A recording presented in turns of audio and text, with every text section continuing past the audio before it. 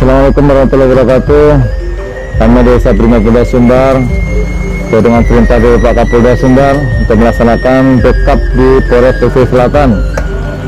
Dan alhamdulillah malam ini saya ditugaskan dari Kapaop Polres Pesisir Selatan untuk melaksanakan patroli seputaran daerah utara ya, dari mulai 4 Jurai, kemudian Bayang, sekarang di Tarusan. Alhamdulillah situasi aman dan kondusif.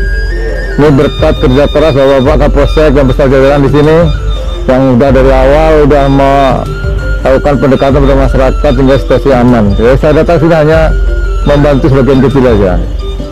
Cuma yang lebih hebat adalah Bapak Kapolsek beserta jajaran di sini. Jadi saya bangga di sini bisa membantu, mudah-mudahan sampai dengan pelantikan aman dan kondusif. Terima kasih. Assalamualaikum warahmatullahi wabarakatuh.